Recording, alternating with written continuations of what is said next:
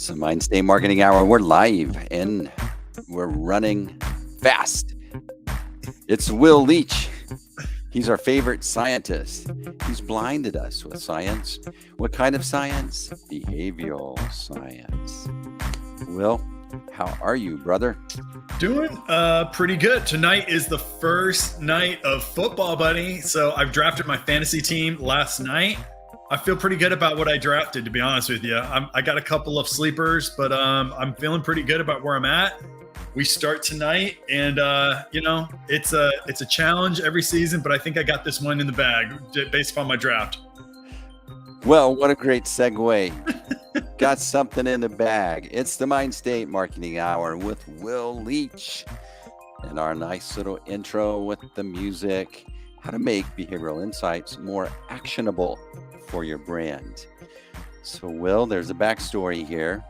Yeah, what's going on? What's the backstory on Actionable? It's like, well, in the insights field, if you're in the marketing research field, we have been talking ever since I entered it probably 20 years ago about, being, giving actionable insights and being thought leaders and strategic and all that kind of stuff. And I think a lot of researchers struggle, especially in corporate America, of taking those insights and actually making sure that their vendor, whoever they're supporting, can use them. So the reason why this came up recently is I think sometimes we take it for granted that insights are very easy to apply. You just hand off those recommendations and off your brand manager goes, off your agency goes. But I was talking to a company, they're one of my clients who did a big workshop with me for their entire marketing organization. And then they bought training on top of it, right, Steve? So I was like, all right, they really bought into Mindstate Marketing. But then, after the training, after the workshops, they kind of just go away. And you're like, okay, I hope they're doing something. I hope they're doing something. And all of a sudden, I got an email that said, can you put together 3 slides for me really quickly, just because we need to talk to our sales team, which was like, oh my gosh, yes, absolutely. Because if they're taking their training and talking to their sales team, which is not really traditional, I think a user of insights, I was like, they're applying it. And they just figured it out on their own. But it dawned on me, a lot of times I don't get those emails, right, Steve? It's kind of like when, you do great work for people and you hope they use it but you don't always get that feedback. So I thought, you know what, let me take a couple of minutes, tell you some things I did back when I was on the client side, to helpfully make your behavioral insights more actionable, so you get the credit that you deserve when you do these big pieces of research. lots of research, lots of backstory. I was working on an account this past week, and it really struck me several years into this account how much we've invested in so many things. I have a team that hops on these, and I mean, lots of pages, lots of downloads, follow-up emails, lots of discussions. There's all these moving parts that have been established, and you want, you're building a system that's going to help them grow their business, but you wonder, is it real apparent, all this back work that we've done? Mm-hmm. It's kind of like watching your child grow, right? I don't Mhm. realize how he's growing. My son's growing on every given day, but it's until somebody sees him, haven't seen him for a while. It's like, wow, you've come such a long way. That's why it's funny. I have an employee who writes me every January 1st. There's no lie. He writes at the very top. Usually the subject is why Will is so good. And he goes, Will, I'm just going to remind you all the stuff you did this year. Cause you don't really, when you're in the weeds, you don't get it, man. You do not see it all. And so he writes me this email just to remind me. And then I also have Kristen, who works on the podcast quite a bit. And she's always one to remind me of how far we've come just in the last 3 years. So yes, absolutely true. You don't see it yourself. And you don't always know the impact you're having, but you should still take, care of trying to make sure your clients get the biggest impact they can. And you can actually, push things in your direction if you follow a few little things. All right, LinkedIn world, be sure to let us know your questions, but this is excellent. Understand what you're really getting with behavioral insights. I think this is really important because there's a lot of things taken for granted, but these are extremely powerful. They are. I think that, some of the questions I get even today are kind of what are behavioral insights? What is behavioral science? And we get those questions quite a bit. So first off, let me just For those of you who are new to the show and you may be thinking, what does he mean by behavioral insights? Many people define behavioral insights around data analytics, right? Oh, I am able to track a behavior. When somebody comes in through my funnel, I can track that behavior. Therefore, I'm getting insights. At touch point number 4, a lot of people, I lose 20% of my customers. So the insight is, touch point number 4 is not working. Those are behavioral insights. I totally get it. I'm talking about something slightly different, guys, especially if you're on a brand manager out there, a product developer out there, or you're working for a big client, big brand. What I mean by behavioral insights is understanding the true whys behind those behaviors. So you think about behavioral psychology, sociology, biology, sometimes neuroscience. These help us understand these insights. And what I meant by understand what you're really getting with these behavioral insights, I think sometimes we think, behavioral insights, deeper, richer, more important insights. Yes, totally agree with that. I think that by understanding the psychology of somebody, by understanding how our environments influence our decisions and our belief systems and our values, all the stuff we talk about every week on here, that's important. But what really you're getting, guys, it's the application side. Behavioral insights are uniquely different from other insights because so much of this work that started in academia, they've created models, they've created ways of showing you how to apply those insights into activations, into innovations, into your customer service, etc. So it's deep understanding plus activation, actually using it. And so if you know that's what you're getting, if you understand what you're really getting, an interesting thing happened with this AMN, my client, the healthcare client, right, Steve? So I taught their marketing team about Mindstate marketing. We talked about identifying the mind state. So we went through some activities and actually did research for them to identify their mind state. So they got great insights. Then they also got these blueprints that I offer. And the training. So they're going to be able to use those and apply those insights. But what was interesting about what they did is they realized, like I said before, that there were many touch points that go outside of marketing. There's sales, there's customer service, it's the innovations in the products and services you sell. It is your social media, it's your PR, it's your strategy. If you're going to study human behavior, then you know that every human touch point can be influenced by this insight. They didn't think of the world of just like, I'm only talking about marketing. I'm only thinking about marketing. They understood that it's every touch point. They can use those same insights. So they're distributing those insights to lots of different people in their organization, which it makes it much more actionable. And I'm going to walk you guys through a similar story that I did back at PepsiCo years ago. I talk about it in my book, but it's one of my favorite stories of making sure that your insights are applied correctly. But it's realizing that human insights allow you to take that same idea and influence lots of people in the organization. That's really important to understand, that when you're doing a piece of research, that you should be seeding it to lots of different groups, even finance, even HR, anybody that touches humans should be getting these insights.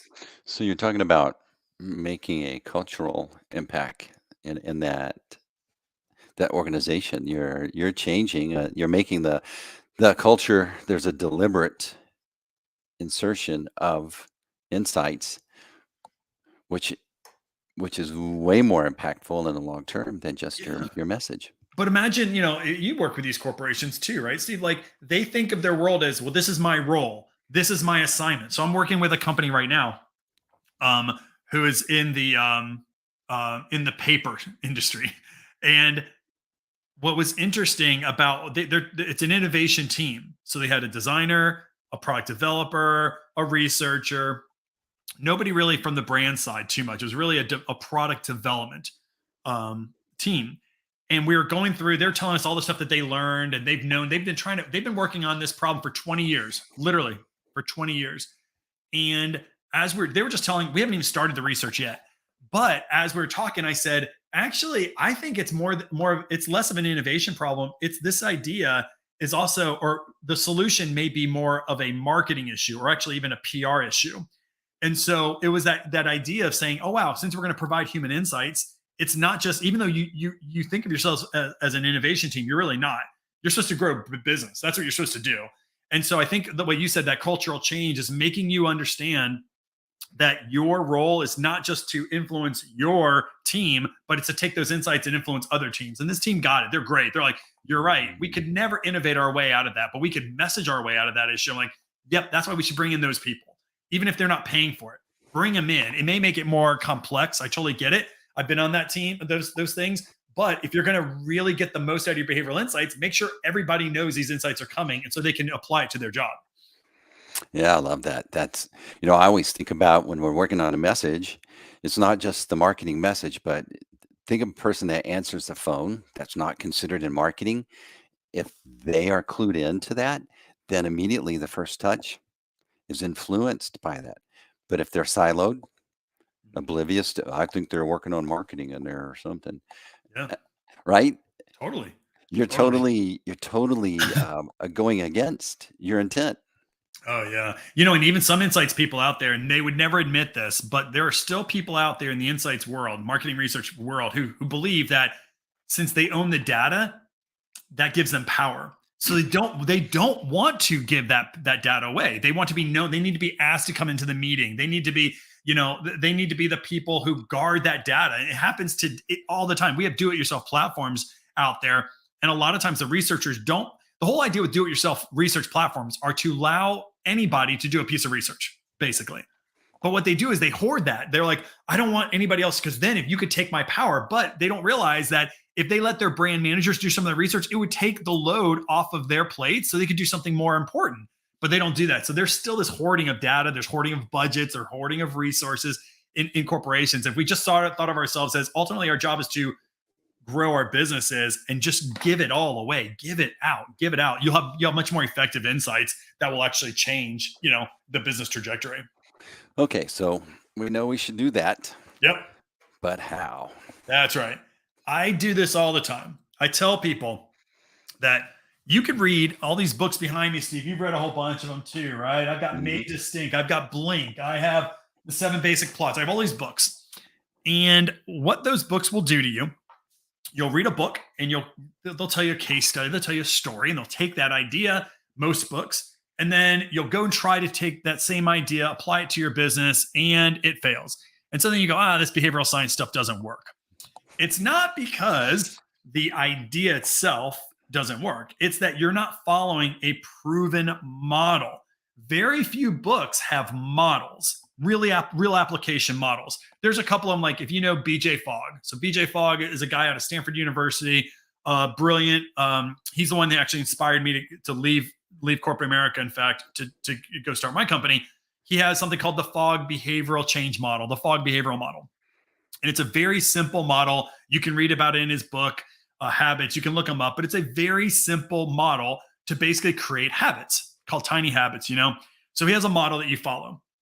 You also have Nir Eyal. He has a model it's called Hooked. He has a Hooked model that's about trying to gain kind of habits on apps mostly. So he has a Hooked model, which is a trigger that creates an action that creates a reward. So there's a couple of models out there. I have my model, right, where we're going to activate somebody's goal in messaging. We're going to prime their motivation. We're going to frame up, the way they should approach, and then we're going to make a shortcut trigger. The reason why, I don't even care what model you use. I hope you use mine, but I don't really care. The reason why models work, and that they're so important if you're going to make, your insights work for you, and you're going to get, the most actionability, is if you have a model and then you take whatever the idea is that you've done some research, you come up with a recommendation, you can now take that recommendation, run it through the lens of a model, and then put it out to market. And I'll explain what I mean by that in a second. And if something fails, if it doesn't work, if you have a model, you can go back and look at it through the lens of the model, go, where in the model do we think we failed? Great example. If you're going to do Nir Eyal, he has his Hooked model. So he has this idea that you create a trigger, which then creates a response of some kind, and then you get rewarded. So let's say if you're developing an app and you want to create stickiness on your app, you want people to go to your app every day. Well, what you have to do is you have to have a trigger of some kind. So imagine a notification pop up on your phone, right? A notification triggers you to open up that app, Facebook, whatever app it is. You can look at that. There is an action of some kind. I opened it up, I scrolled or whatever, and then there's a variable reward, which means, hey, Steve just liked my photo, right? And his idea is you build that into the development of your app, and you can create this loop, and then it gets a great reward, and then you will, kind of be hooked on it. If you get your app out there And if your app is failing in market, then if you have a model, you can't just put your app like, people don't like my app. My app sucks. Let me just pull it off market. If you have a model to go back to, you can say, okay, let me look at it. Do I have the right trigger? Is there a trigger that's actually happening? So maybe it's a notification, maybe it's a ping, maybe it's something that's integrated with your watch. I don't know what it is, but look at it through that lens. Say, first, you have a trigger and you can evaluate your triggers. Remove everything else, because if there is no trigger, Steve, nobody's ever going to go to the app. You'll forget the app. It's on slide 7 or 8 of your, of your phone or whatever. So if you have a model, then you can go, okay, my trigger's fine. Let's take a look at, what's the action? Is the action too hard? Is there friction? Or vice versa, or you keep going. If you feel good about that, but there's no reward, there's no like, there's no up level, there's no coins that you're getting, whatever. So the idea here is if you don't have a proven model to apply, you'll never know if it's the entire idea that's failing or if it's a part of that idea. That's why I hate nudging. Have you heard of the term nudging? Nudges, right? Right.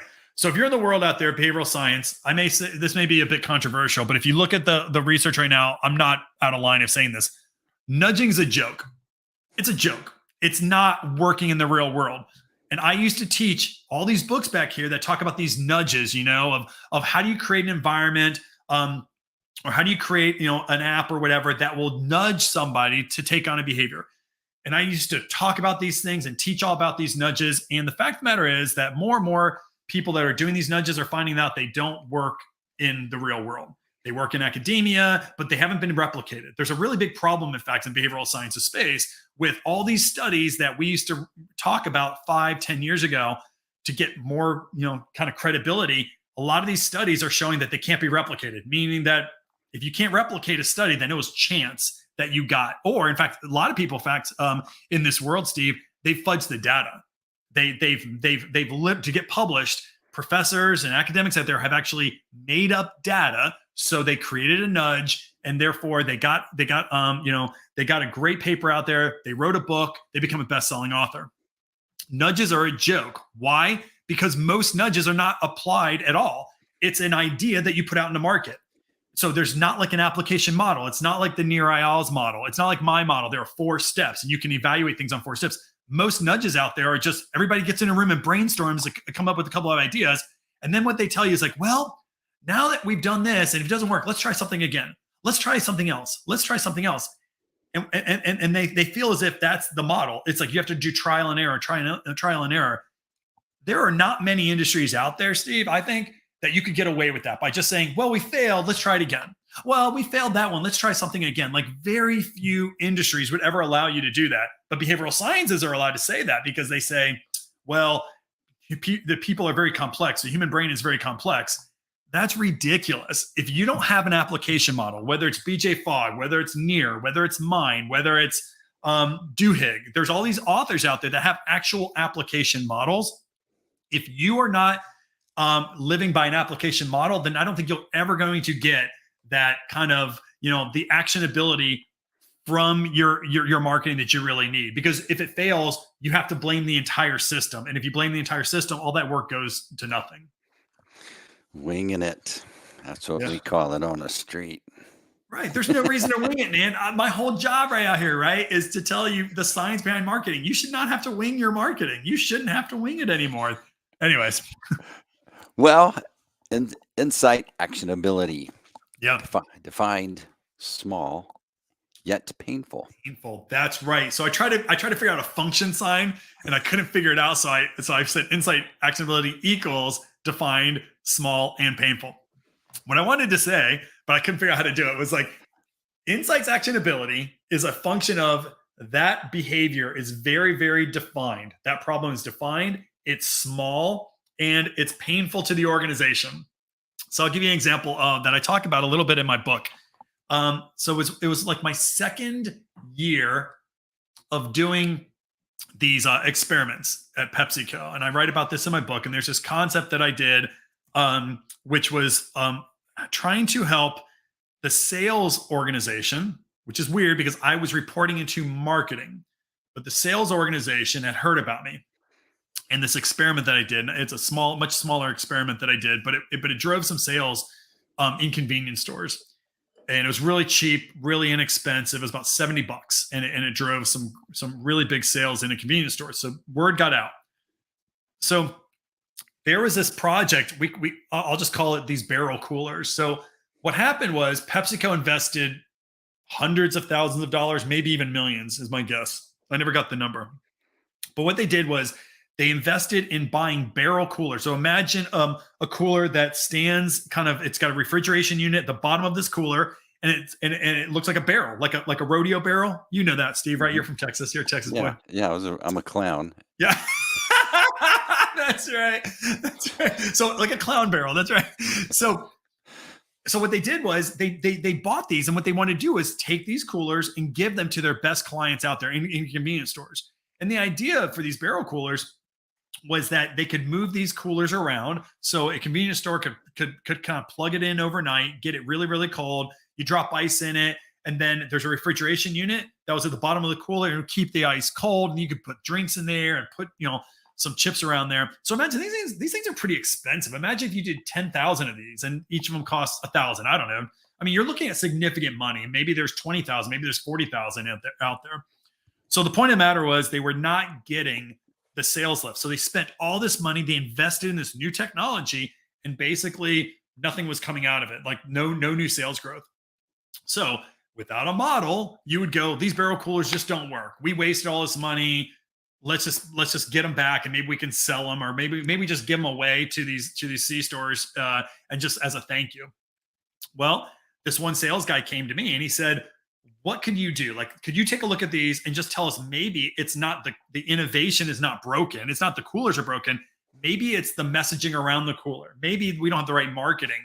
And they could not get any feedback from the marketing group. Like sales and marketing, Steve, there's kind of like this weird tension a lot of times. It's weird. They don't like to talk to each other. They don't and respect dogs. each other. Yeah.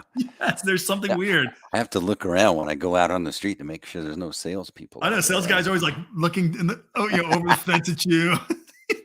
That's right. So here's what I did.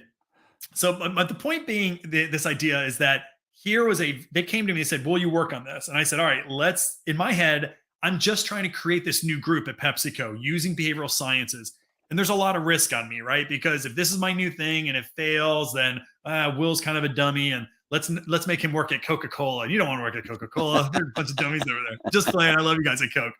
So what I did was I looked at it through this lens and said, first, how big of a deal is this? And actually, even though a couple $100,000 is significant money, not at a company like PepsiCo. It's not. It's small. So small projects sometimes are great because if there's not a lot of weight, if there's not a lot of executives talking about it, if there's not a lot of senior executives looking at the impact of that, then there's more experimental. There's room for experimentation. There's more like license to have fun with it. So the first thing was it was small. Second thing was, it was small. Second thing, it was defined. It was a very simple thing I had to do. What it was, can I get more people to buy sodas from these coolers? That was it. I had another project, which I stopped working on because it was like, we want to cure, I'm not kidding you. We want to cure obesity with chips. Like Frito-Lay wanted to stop people eating chips just so we could have our big impact on obesity. Or I don't know if they would have said it like that, but they were really trying hard. And I was like, that is a very difficult problem. That is not defined at all. Right. And so it went away. But I remember thinking to myself, this is so, for your behavioral science research, this is not going to be actionable at all. We're not going to create a new human diet. But that was in the brief. And the third thing was, is it painful? Meaning it's got to be defined. It has to be small, but that person who's responsible for it, they have to feel pain, Steve. This guy was nervous because he was a junior salesperson. He had, sold in this initiative, and he was being asked, at least by his manager, what's going on with these barrel coolers? What's being on? Not the senior execs. They don't even know that stuff's happening, but it was at his management level. So he was getting pressure. He was feeling the heat. And what I would tell you is that if you can find something that is very defined, it's relatively small, but there's somebody who's getting a lot of heat, like for that, those are three great things. That's who you want on your team to push an insight forward, to make a research report actionable. So getting those things aligned, trying to find those, or making sure that you have that characteristic will do a great service, for you to get something that's going to kind of get pushed through the organization, because there's a lot of meat in the game, I guess, at that point. So I'm dying. What's the outcome? What was the message? Oh And what yeah. was the outcome? Yeah. So here's what we did. We did a little bit of research and we found out that we had to change up the messaging. So before, the barrel cooler looked like a can of Pepsi, blue can of Pepsi. And then at the very top, they had like what's called a header card, but they had a piece of they had the kind of a card above it, and it said something to the point of buy together for $2.22. So it was a bundling opportunity. It's like buy a bag of chips, buy a soda, buy both together for $2.22, which by the way was a pretty good deal. It was a solid deal. What I did was I looked at some research done at Yale University, and it talked about this idea of hedonic bundling. And basically what happens is rather than taking two items and saying buy both together for one low price, do this. Say buy both together, save X% on one of those items. X%. So in this case, it was a 70-cent discount. I did not give any more discount. I just said, rather than saying buy both together for $2.22, I said basically buy both together, save 70 cents on the soda. So it's this idea called hedonic bundling. The idea is that if we feel a little bit guilty in any way, you can give a monetary discount, buy both these things together for 70 cents, but I can actually make you feel better about the thing you didn't want to buy, which was in this case soda, because I gave you 70 cents off. So I took that discount on one of those items. I did a couple of things with colors. I did a couple of things with some priming, and we actually increased sales of these bundles by double digits. So very successful. I did nothing different I didn't hire new actors. I didn't do a new photo shoot. All I did was reframe some of the words, use some different words. So, but I don't think I would even have the chance to do it if this sales guy was like, yes, if you can help me out, Will, do it, please. I'll do it. Because he was like, I'm feeling the heat. It was small. It was only in 10 different C-stores. I did this experiment. It wasn't a nationwide delivery, and it was very defined. I need to sell more chips and more sodas off this unit. Very defined. And that's why it came through. And that's the thing that won me that award back there. There's an award back there for research of the year. And I think it was because it was small. There's a little bit of heat on the sales guy that would do it. Not the marketer, by the way. The sales guy, I'll never forget that. He funded my research, and very defined. Hedonic bundling. Just fun to say that. It is really fun to say that. Just think I say discount sin. We got to discount sin. That's what I used to say. But I feel like that's a little overboard. Your son's at school. What's your dad do? Something about hedonic bundling. He's a hedonic bundler. We'll put stuff together. Find allies inside the organization. Yeah, if you're having problems with getting your research report, into the organization, and kind of adopted, and and kind of having these things more actionable and getting people to do something with it, you need to find different allies. You got to realize, especially in a big company, there are lots of mini agendas. This is for you junior researchers out there. There are many unwritten agendas inside of a big corporation. Mm-hmm. There is a vice president who has a plan for his group. And that plan, you don't know anything about that plan because he never even talks about that. She never even says that plan, but she's thinking 3 or 4 years out. That's why she's a vice president. She's thinking 3 or 4 years out what she wants to do with the organization. You have presidents of companies, you have directors of companies, and they all have their agendas. And sometimes the work that you're doing just doesn't fit their agenda. Doesn't mean it's wrong. It just doesn't fit their agenda. So if you are finding that your insights reports are hitting walls, and it's not as if people ever say, listen, don't ever do that research. It'll just kind of fade away. Oftentimes what that really means is that it didn't fit into somebody's agenda. So an executive is not pushing that research forward. They're not getting that to get to the actionability stage where it'll go to an agency and you can get these agencies to do better marketing. So that means that you don't have an ally in your organization. That's all that means. You have to find those allies where this fits their agenda. So let's go back to hedonic bundling. So remember, I was doing this project. It was small. I wasn't being told by my director. Yeah, I guess I was a senior director at the time. He wasn't telling me, where are you on this hedonic bundling? It was all kind of below the surface. Nobody really knew about it, right?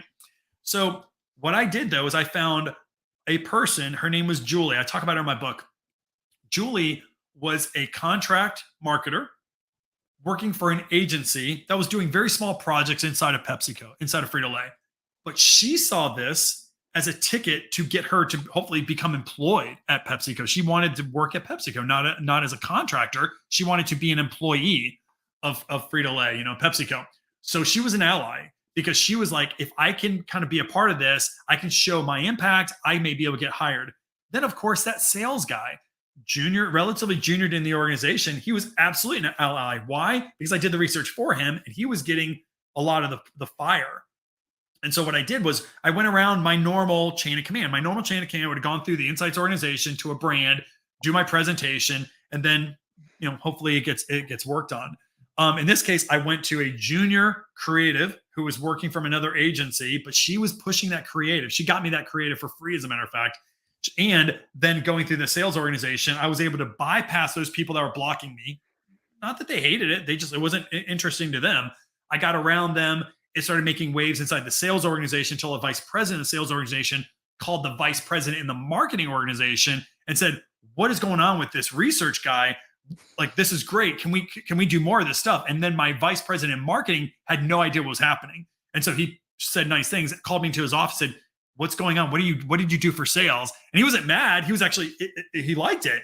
But I went around them. I had to go around other people's agenda. So you have to figure out other people's agenda, and not even that you have to align with that agenda, but find people that are allies to you, work with them, even if it means you're going around your chain of command. It will make a huge difference. Excellent. That story is like in the sales process. It's logical. It makes sense. It's going to do a good thing, but they decide against it. It's always like, I don't understand what they didn't see. And what it's not what they didn't see, it's what I didn't see. Yes. I didn't see the agenda. I didn't Yep. align it or figure out how to support that agenda. Mhm. Great point.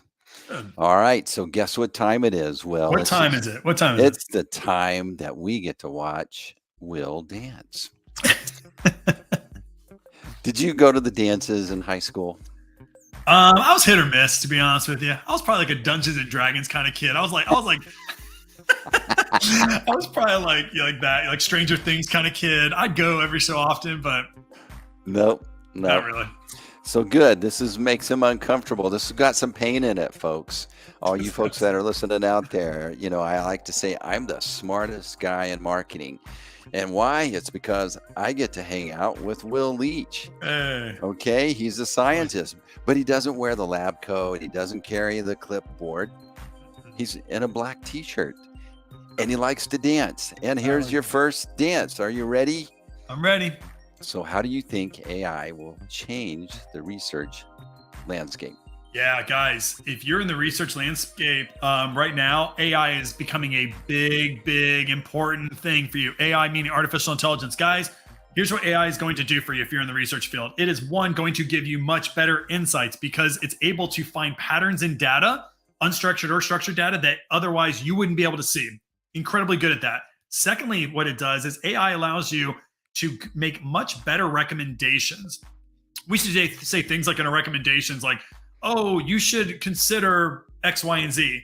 AI will say, take this word, modify it. Take this visual, modify it. It's much stronger in the recommendations field. Thirdly, it's going to make better solutions. You and I know this, right?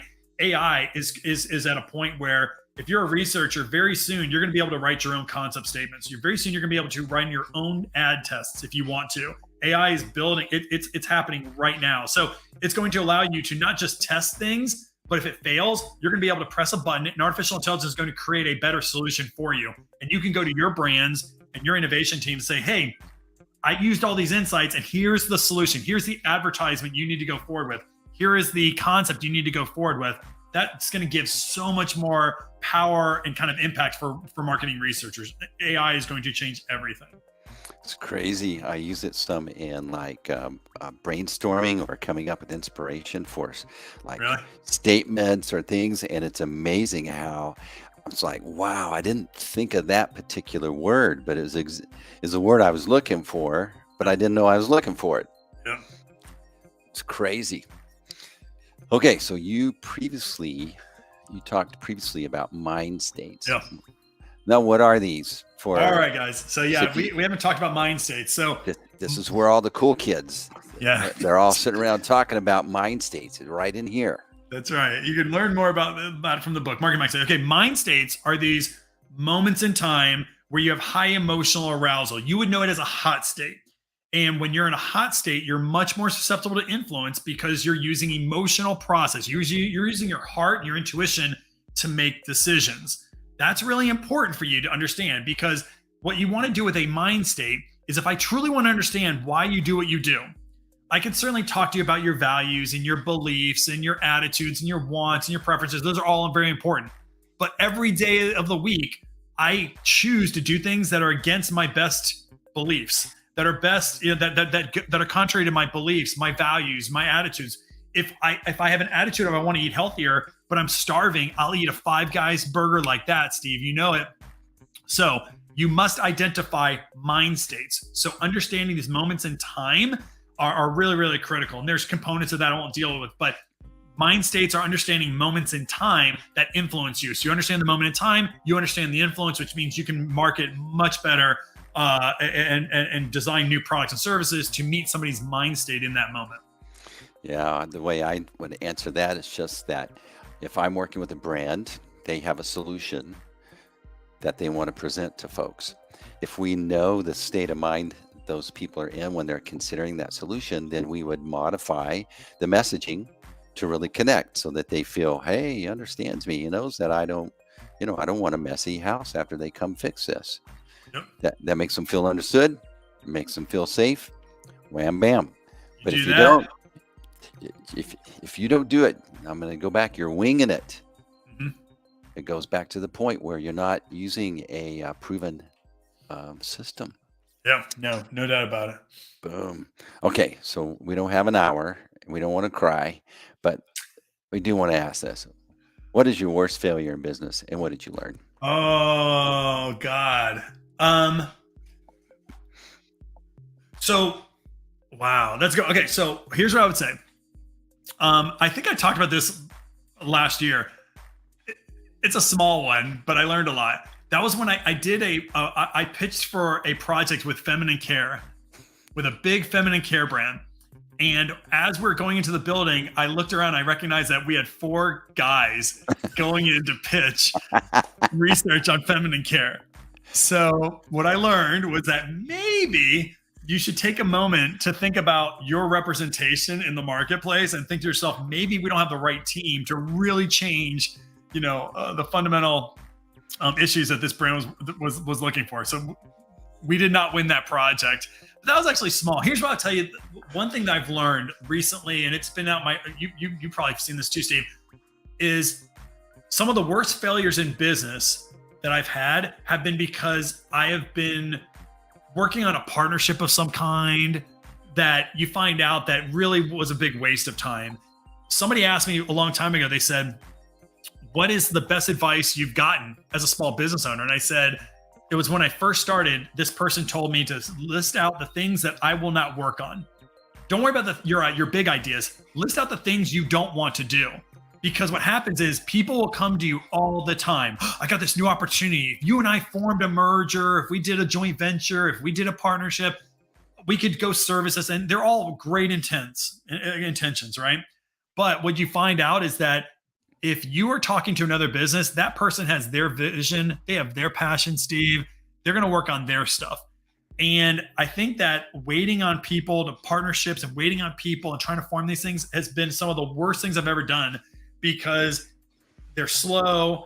Nobody's really fully engaged. And frankly, I've learned that when people say, we have a new idea, we want to do a synergy, or I almost always don't want to do it. And my immediate reaction is not to do it because it almost always fails. I've wasted months and months and months on ideas working with people that nothing ever came about. It was because I just didn't have the discipline to say no.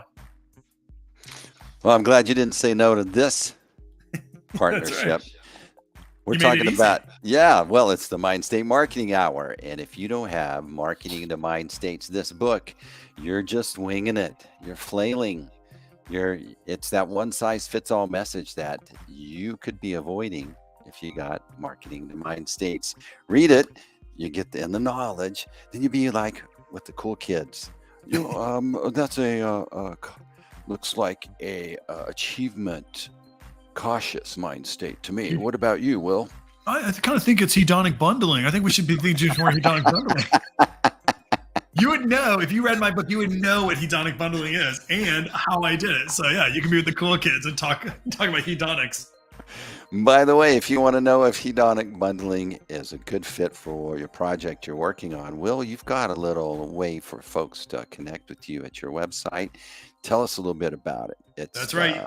If you go to mindstategroup.com, you're going to find lots of little red buttons throughout that website that will literally go to my calendar, and you can book time on my calendar. And with that, it's a half-hour appointment. We'll just get to know each other. And if you want to run your ads past me, say, Will, there's no cost to this. You want to run an advertisement past me? I will deconstruct that through the lens of behavioral science and give you some pointers.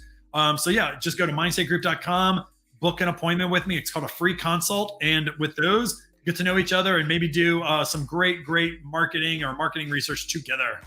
That's right. Get the book with the new look and learn how you can connect with Will and figure out and be able to say hedonic bundling in a sentence with your family at dinner the next time. Okay. Did you know that this is a podcast? It's a legitimate podcast. It's on all the podcast places, Buzzsprout, Stitcher, Amazon Music. And then if you want to watch our faces, you can go to YouTube. It's the Mindstate channel. Be sure to like, subscribe, share with your friends, your neighbors, and we'll see you next week. Or is it next week, Will? We got a guest. Let's do a little hook. We do. We have our guest named Hunter Thurman. He is the CEO of Alpha Diver. And he's going to talk a lot about behavioral science in data. He's a great guy, one of my favorites. And we're going to find out whether we are Marketing Research Podcast of the Year. So I'll let you know on next show. I find out in 2 weeks, buddy. 2 weeks. We've been working hard, Will. I'm really confident that we will be that. Let's just say, you folks show up next week to see. Are you going to get a plaque? I'm sure I'll get. Yeah, I am actually. I'm going to get. We'll be getting awards. I will show you that award, or we'll both cry for a while before we bring it on. All right, it's got to have some pain associated with this. That's right. Will, be good. We'll talk to you soon. Everyone, thanks for following. Be sure to like, subscribe. We'll see you next time. And thanks, everybody. The awkward smile as